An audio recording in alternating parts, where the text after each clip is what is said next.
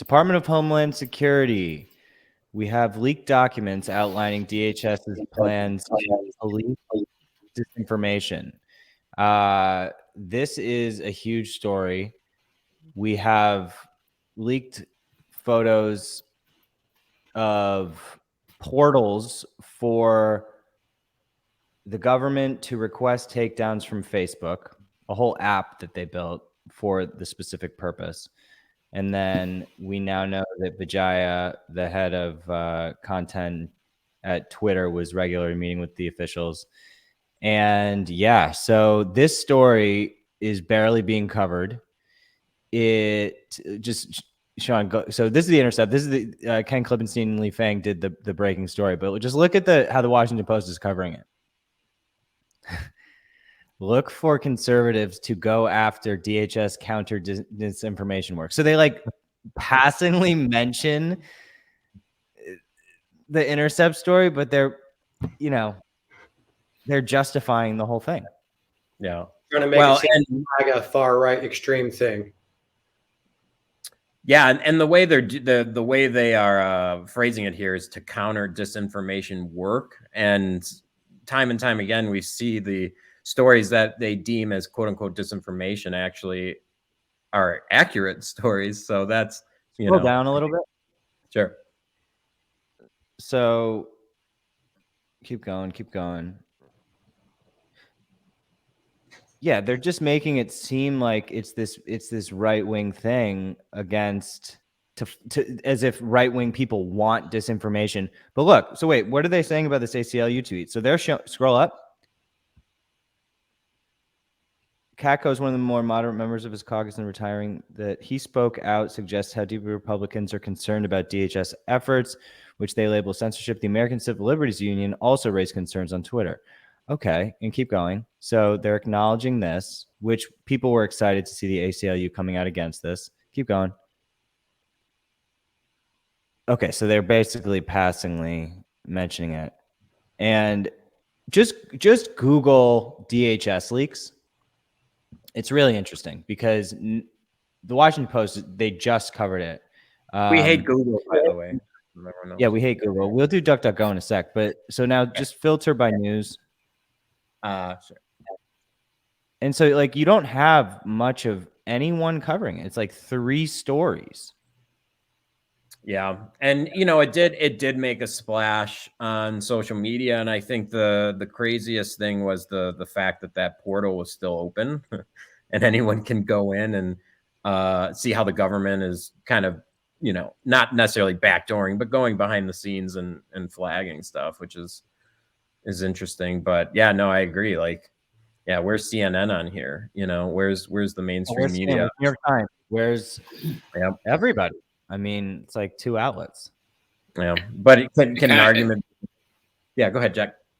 I was just gonna say it kind of just bleeds into the, security versus privacy like debate. Like, I think there are a lot of people who prefer having this kind of surveillance going on, which is, maybe why you don't see it showing up on these places, because they actually want those programs in place. They want to, but they don't want to come out and even talking about it because they know that it's a kind of contentious issue. It's kind of like the Snowden leaks back in the day. Like, there's definitely probably I don't remember the coverage of that. I was a little too young, I guess. I feel like the coverage was more widespread of that. Mm-hmm. But yeah, I mean, no, it's true. It's there's a lot of people who have convinced themselves that this is necessary.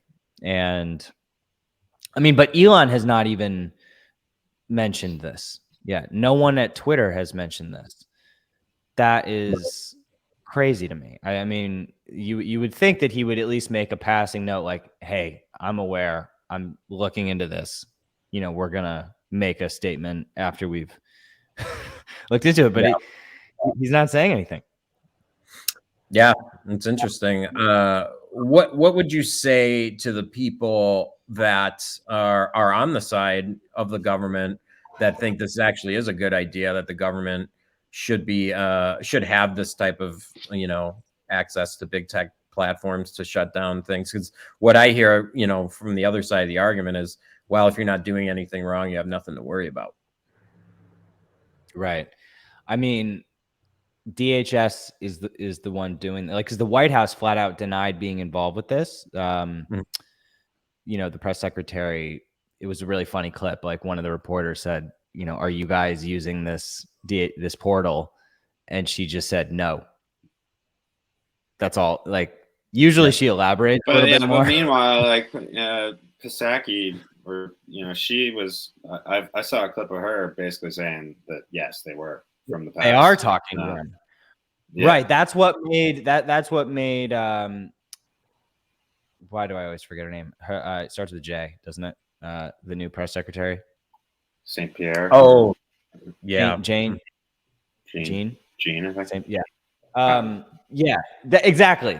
So we had Psaki, who admitted that they were in conversations about misinformation during COVID. And there was a huge kind of uproar about that and exactly what they meant. And obviously we never got to the bottom of that story. And now we just get this point blank, no further elaboration. So it's definitely strange. But well, they did ask. I mean, the leaks are about the DHS. It's not the White House. So like I've noticed these, those people are masters at, if you miss a word in your question, they're gonna use that as an escape pod. Like the same thing, Sean, in that TikTok clip you sent a while ago, where they're asking this TikTok PR person, like, does TikTok give your information to the Chinese government? And she's like, no. But it's because they asked the wrong question. Like, it's not TikTok. It's like another named company. Yeah, it's like some other name company that's like within. So they'll try to use those little mess ups. You almost wish the guy had just said DHS. But we know too that with Barrington's case, it was the White House. The White House was who was interfacing with Twitter. It was the Andy Slavitz, I think is his name. So we know from that case that the White House actually, is in conversations with social media companies. We actually know, well, now we know DHS. We don't have a leak like this about the FBI yet. So yeah, I'm just surprised that, obviously the big tech companies aren't commenting. Like, what do they have to gain? But I would think that Elon would be trying to get out ahead of this one. Mm-hmm. So, well, and if you look, he seems to be in a bit of a pickle right now. He's kind of backed off a little bit with the advertiser stuff. He's like trying to say, I don't know. Go to his page. I don't know. Yeah. So yeah, this is so this is today, right? Yeah, this is this morning. And so he's bringing up free speech. They're saying they're doing everything they can do to appease the activists. It's like, is that what we want them to do? Yeah, exactly. And that is what we said yesterday on the show. We were, kind of questioning why he is only meeting with a certain contingent of people about the Content Moderation Council. And, that realistically should have been an open door meeting with people from all across the spectrum, as opposed to just like the ADL and their friends. And it didn't work. And so the activist, didn't work. And he's suffering the consequences now. Yeah. This is what Tim Pool was saying, that his criticism of Elon. He's saying Elon probably tried to pull out of the deal because he realized that no matter what he did, advertisers were going to drop him. People were going to, choose to not use Twitter, all the activists. And he realized it and tried to pull out. Yeah, that's why the whole business model needs to change. And it's going to be hard. That's what's different about advertising compared to other models. Compared to membership, there's so many different revenue streams that could come out of Twitter. So, it's probably just a necessary short-term pain. And that's why we have specifically not obviously done any surveillance. And this is the other thing, that they're not talking at all about ending surveillance advertising. But just being reliant on advertising as your core business is of course, you're going to be at the mercy of them. Yeah, you're at the mercy. The tweet says nothing has changed with content moderation. So I don't understand what he means about free speech. Yeah. Well, I think what he did really wisely here was, and I was a critic of him going to these organizations as well, but I think, he did try to extend the olive branch, and they're still kind of, they're stabbing him in the back. So, I think he did, he tried to do the diplomatic approach, and I think this is smart. I think, it's the same reason, when we run live events, we want to get all opinions there, but some opinions are just harder to get to the table than others. And I in hindsight, I think it was a good call. I think he did the right thing. Well, and you think about, okay, well, why isn't he talking about? Can you go to my page, Sean? Sure. And just scroll down to some of the posts I did about the DHS leaks. Keep going. Keep going. Keep going. Keep going.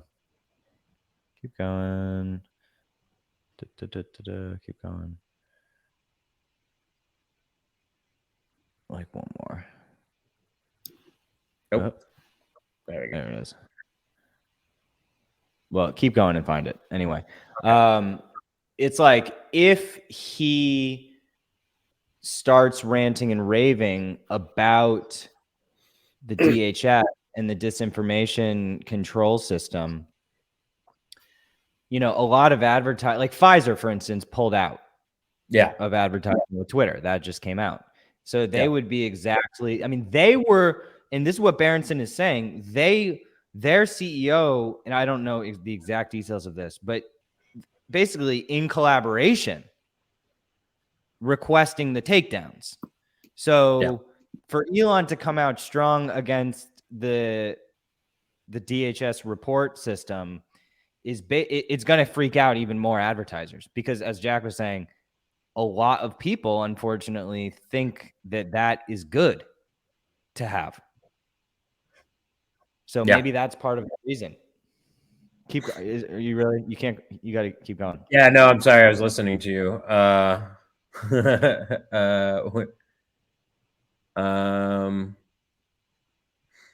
In the future, we'll definitely have these on screen. Doesn't matter. No one cares. There we go.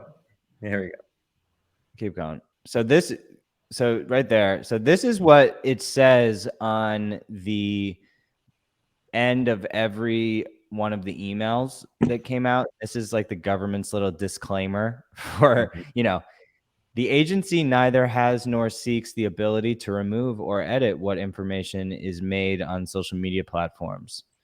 This is the Department of Homeland Security at the end of every email to social media platforms requesting censorship or misinformation. So in the same email where they're, doesn't say anything about hey, please take action on this post. Right. Disclaimer. It doesn't say they wouldn't shadow ban in here, so they're telling the truth. Right. And so keep going down. So another interesting tidbit was, so that's the headline of the Facebook reporting system. Yeah. And then the one above, so right there, click. So we do not coordinate with other entities when making content moderation decisions, and we independently evaluate content in line with the Twitter rules, a spokesperson for Twitter wrote in a statement to The Intercept. So the Intercept has all of this information that Twitter is in coordination with DHS, and then the Twitter spokesperson just straight up lies. Yeah. I mean, it's like, I get the question too. It's like, what would we do if the FBI or DHS or whoever came and said, "Hey, Minds, we need a backdoor to we need some way to report things that we deem as disinformation." Like, what can the tech companies do? Like, there's no grounds. They, it's like if you're a government agency, it's like where's the subpoena? Like where's the court order? That's what you need. There's not like otherwise buy. Like why are you reaching out? Like you need justification. You need legal justification to be requesting information or requesting takedowns, whatnot. And they don't have any of that for this. This is just ad hoc requests. Well, the way they get around it is say that, oh, we're just making requests, and then Twitter can decide what to do with our request. And what has happened is that, so this is coming out of Department of Homeland Security. This is like where the body scanners came from post 9/11. So now that has kind of died down, DHS needs to justify its existence. And so there, and if you read like their mandate, what they're trying to turn this into is that they're trying to call people who are posting this type of information domestic extremists. That is literally the terminology that they're using. So yeah, I mean, and it's crazy. So well, and the initial reason a lot of those were even created was post 9/11, and that's a big piece of the Intercept article, is talking about how they've all changed their mission statements to like be focusing on domestic now, which like was never really the initial mission of those groups. So now they're like, I don't know, it's just scary. It's scary. At least the body scanners are at the freaking airport. It's like, okay, no one likes getting radiated going, no one likes the pat downs, no one likes it, but at least like, okay, you're protecting us from like people coming into the country, or like people get like it's at the boundary. They would argue that the warfare has it's moved to these platforms, digital. It's like a propaganda war. But again, so they're trying to say that this is all spreading violence. And Jack, you did a little bit of digging into like the radicalization justification that they were using. Well, it's like what I said yesterday. Like, just there's this whole theory that censoring is what's gonna de-radicalize, but like there's practically no evidence of that. So their whole theory on how to fix the problem is just backwards. It's like you don't fix the radicalized people by isolating them. You fix them by talking to them. But the other problem is that they, what's the definition of radicalized? It's very different for what the government would consider someone who's radical and someone else. That's a totally different issue. Like, they're labeling just a normal grandmother sitting in her house, like posting some COVID meme. As a domestic extremist. I mean, we're laughing, but that's like actually like probably literally what's happening. Cases. Yeah. And now she's banned. That middle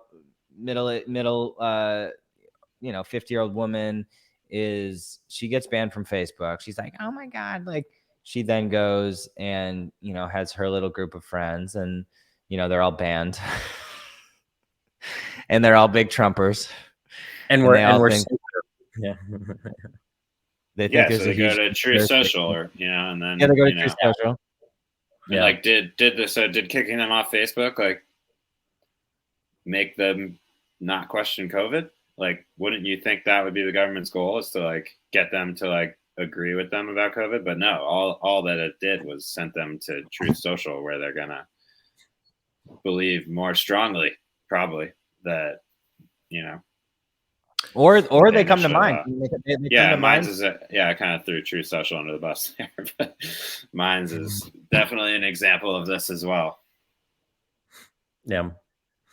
Yeah, one of the weird shifts that I've seen, it's like with all of this coverage, it's we saw with the WAPO headline, it's like conservatives are fighting for free speech, and it's such a weird thing thinking, because growing up in the 90s, if you look at the religious right, in the 60s with the Beatles and rock and roll and stuff, like it was always the conservatives that were the ones arguing for censorship. It's just such a weird time we live in, like that the quote unquote conservatives are the ones fighting for free speech. This is what Bill Mayer talks about all the time. He says, how dare you people call yourselves liberal? Like the liberals were the one fighting for free speech just 10, 20 years ago. And, exactly. I mean, it's rooted in liberty. And that's why I think a lot of people don't even use the word liberal anymore, because they don't, that's why progressive is becoming more of a word that is, liberal isn't. I think people who call themselves, you can't really call yourself a liberal without acknowledging that you want freedom and liberty. It was interesting looking at AOC's beef with Elon, and she's like complaining about saying, oh, free speech for Twitter Blue or whatever she said. free speech for $8 a month, or whatever. Yeah, free speech for $8 a month. And it's like that statement is literally her construing free speech as meaning like free as in free beer. It's exactly. And that's not what he's saying either, right? Yeah, you can still say what you want to say on like you're not having free speech by not being in Twitter Blue, but they are saying that they're going to amplify Twitter Blue people more, so like they show up higher in the comment, and like that's not taking away anybody's free speech. I think that it's a reasonable business decision, and people get benefits who pay money in free markets. So, and that's not incompatible with free speech. Free speech doesn't mean that everybody gets the same thing. Yeah. Well, and I mean, when Twitter Blue was launched, maybe, I don't know, from what I remember, it's like maybe 6 months ago, something like that. It's pretty new. It's a new feature that any account can pay, and it gives you added benefits like 10-minute videos and like some other things. You can buy ads and things like that. And it was $3 a month, and you paid $3 a month for those features, but you didn't get any type of extra verification or any type of badge. So there's accounts out there paying for Twitter Blue right now that don't get any notification or anything stating, hey, we are buying into this. I like the idea of adding something to that feature, in the form of verification. So I don't think it's a bad thing. Yeah, that's what we do with Minds Plus. We've been requiring Minds Plus to get verified for years. Let's look at Tim's tweet. Sure. So, this is in response to a lot of the advertiser backlash. Tim says, maybe Elon Musk should do what Minds did, NSFW and SFW filters. Everyone defaults SFW mode unless they activate to view NSFW mode. Break the rules 3 times. Your account gets put in NSFW filter for a set temporary time period, but no permanent bans except for criminal activity. That's a little bit not true in the end. If you break the rules 3 times, you get put into NSFW mode, and that is set as it currently stands. Now,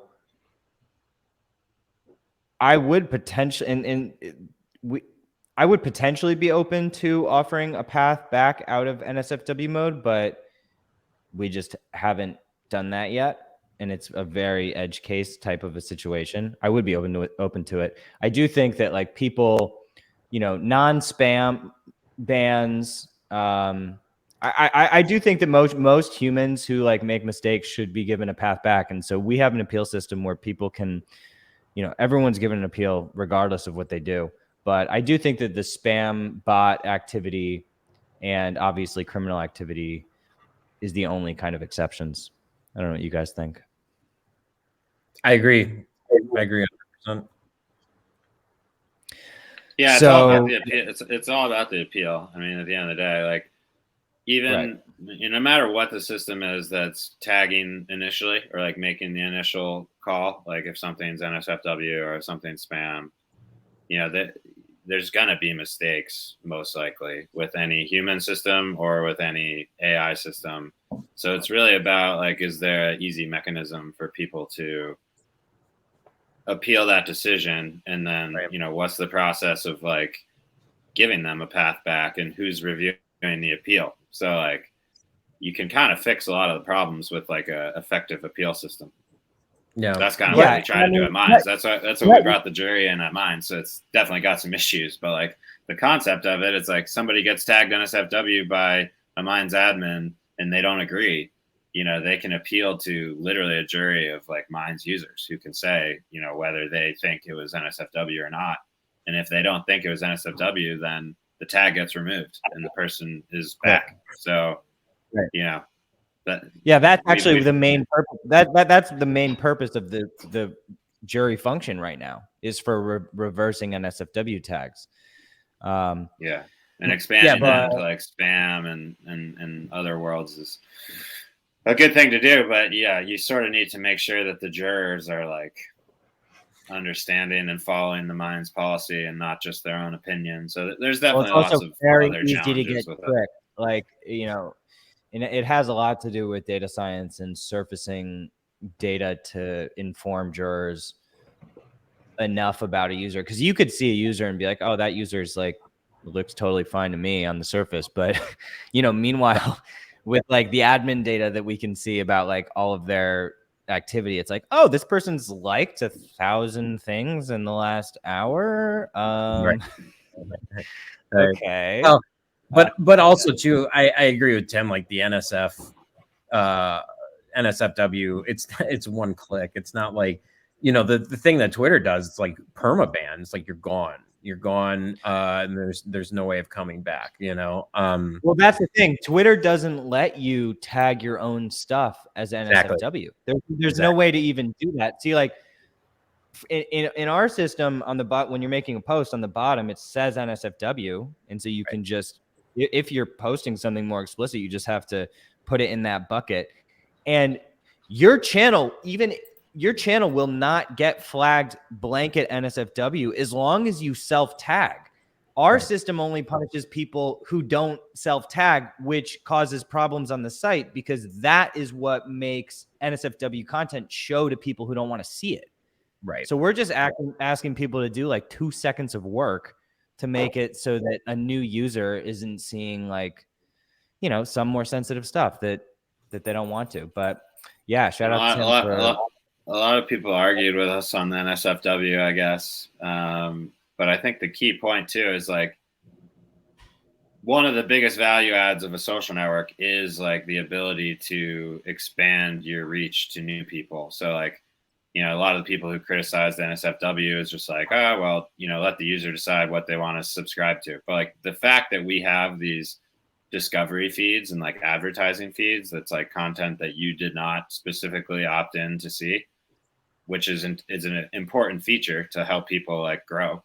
But because those feeds exist of like unsubscribed content, it really just becomes a matter of like user preferences and like having the correct tags on the post so that the user preferences can like match up with what you actually see. And that's why the NSFW tag is so important. It's like, because that's how you keep that content on the site. You don't have to banish it, but like just adding in an extra tag on it so that people can tap into it if they want. It's the same thing with any other tag, like sports. Like, if I like sports, you want the post to be tagged sports. So I don't know. A lot of it gets into like how are posts tagged, and do users have control over changing their preferences so that, they're getting what they want and they're not seeing what they don't want to see.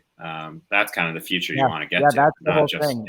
And it's interesting that Twitter just doesn't really have many tagging. They have hashtags, but there's not really. Yeah, they have lists, but we did actually get accepted into Birdhouse, which has been pretty funny. Or Birdwatch. Birdhouse is the HQ. and that's where they just locked everybody out. They call their HQ Birdhouse, and everybody just got locked out of there. But Birdwatch is sort of jury-ish, and I kind of like Birdwatch, assuming it's not, again, enforcing Twitter's horrible censorship terms of service. So but yeah, so maybe we can close it off, Sean. Let's show how to make a post and add NSFW tag. go to Minds, and we'll just quickly show. No, just go to my page. Yeah, go to that page and just click the composer. Yeah. We're on the Supermind. Send Supermind. Right. So you see where it says E on the bottom? Yep. Click that E. Yeah, click that. Oh, you have to put in a little bit of yep, there you go. There you go. So you throw it into a bucket. We'll say it's but we don't have to do a post, but just so that people can see. Yeah. And then the thing is the NSFW, the filter goes right on top of it, and then users can choose whether or not to, enter into it. So it gives them the option, Right. We even let them turn off the mask. So it's like, it's all about you giving controls, filtering controls so that people can have the curation that they want, not just like this centralized curation.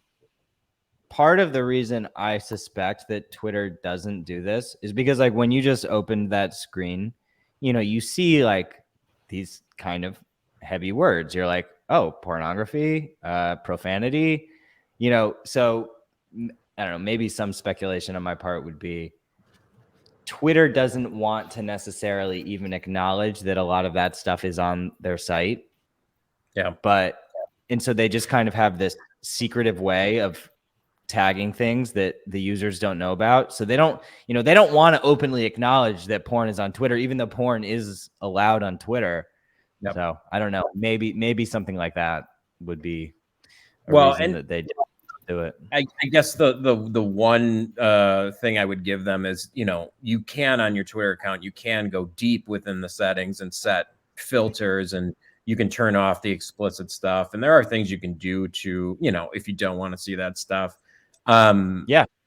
Most people, however, though, I have it wide open because they want to see everything. And I think that's, that's part of the conversation too. It's like, well, it was interesting seeing the debate about the sensitivity filter being on by default. I think I forget who it was, but I remember Elon chimed in on it. Like, some people were complaining that their posts were being marked as sensitive, and then Elon chimes in and says, "Oh, well, they have control over that in their own settings." But then I think it was some conservative users came out and said, "No, Twitter has disabled our ability to turn that off." Do you know what I'm talking about, Sean? Yeah, I think I remember. There's been many changes like this in the settings, though, where I've had to go in and change different things to do different things on the site. But yeah, I vaguely remember what you were talking about. Yeah. Mm-hmm. So yeah, and they don't really do a good job of saying we changed this, we change, like it just all of a sudden. That's one of the biggest problems across the board is the default setting. Well, I don't know about people getting locked out of the setting, but the default setting is very important in many, many areas of social media. And like the fact that Twitter checks that, I mean, we were confused by that. Why? That happened to us. We actually were complaining about it. We were like, wait a second, why is every time we post an image, it's getting marked sensitive? Mm-hmm. And then I think, Sean, someone you talked to told us, oh, it's like in your settings. And then we changed it. Yeah, and then it did fix it. But it's kind of like, well, is that setting on by default for every single new Twitter channel? Or were we put into that bucket did they turn it on for us at some point? Like, I would be curious to create a totally fresh Twitter account and see if that is on, because I doubt that it is.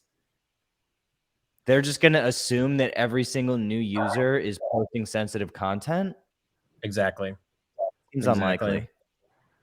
Well, and it's even crazier, when we were promoting the event in New York, the Beacon event, and we were posting about James O'Keefe on Instagram. They just wouldn't let us share it at all, with the fact that because he was in the graphic and we tagged him. Like that's even crazier. It's like they're always trying to protect us from things that we don't necessarily want protection from. But well, yeah, be very curious what where things end up. O'Keefe is twiddling his thumbs with Babylon Bee, and I know I there's think a ton Trump's of people twiddling their thumbs right now. Well, Trump's gonna. I couldn't find the source of this, but someone was saying Trump said, "Oh yeah, like I'm probably not gonna go back over to Twitter, even if they do let me on." I heard saw that. some. I didn't see the actual. Right. It seems like something he would say, but And why would I he doubt. though? He'd be back on there in a heartbeat. No, Yeah. Why would he though? He's got his own social media platform. With not nearly as much reach as Twitter, though. Yeah, no, it's It'd not even.